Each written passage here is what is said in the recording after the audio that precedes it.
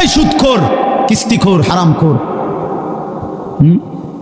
কেমনে মৃত্যুর ওই প্রথম সেকেন্ডের যন্ত্রণা কেমনে সইবেন? আম্মা জান আয়েশা রাদিয়াল্লাহু তাআলা বলছে, রাসূলুল্লাহ সাল্লাল্লাহু আলাইহি সাল্লাম সাকরাতুল মউতের সময় নবীজি সাল্লাল্লাহু আলাইহি সাল্লাম বারবার পানি দিয়া নিজের হাত মুবারক নিজের চেহারা মুছতেছিলেন আর বলতেছিলেন, আল্লাহুম্মা আইন্নী আলা সাকারাতিল মউত। নিষ্পাপ নবী, মাসুম নবী, এক যাররা যার কোনো গুনাহ নাই, সেই নবী রাহমাতুল লিল আলামিন নবী, তিনি আল্লাহর কাছে বলতেছিলেন মৃত্যুর পূর্বে, আল্লাহ মৃত্যুর এই যন্ত্রণার মুহূর্তে আপনি আমার সাহায্য করেন। নবীজির দোয়া, এটা বিশুদ্ধ হাদিস।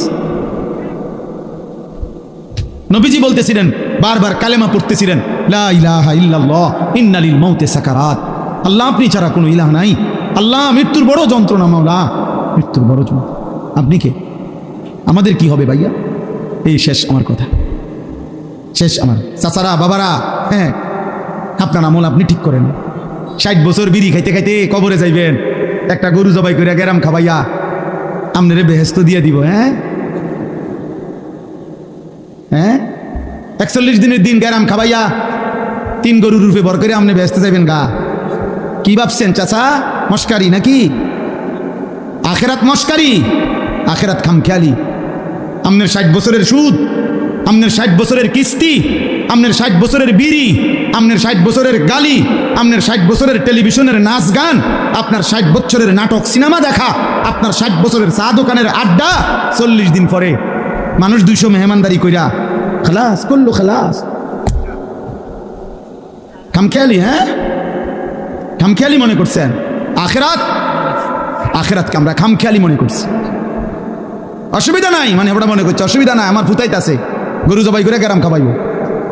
হ্যাঁ গরুর পিঠে বার করে উনি ব্যস্ত যাবো না। হ্যাঁ হ্যাঁ গরুর পিঠে করে ব্যস্ত চলে যাবেন। দয়া করে ভাবতে শিখেন, দয়া করে ভাবতে শিখেন, দয়া করে ভাবতে শিখেন। আপনার ইমান, আপনার আমল, আপনার সেজদা। আমি প্রত্যেক দিন বলি, আজকে ওই শেষ কথা বলে গেলাম।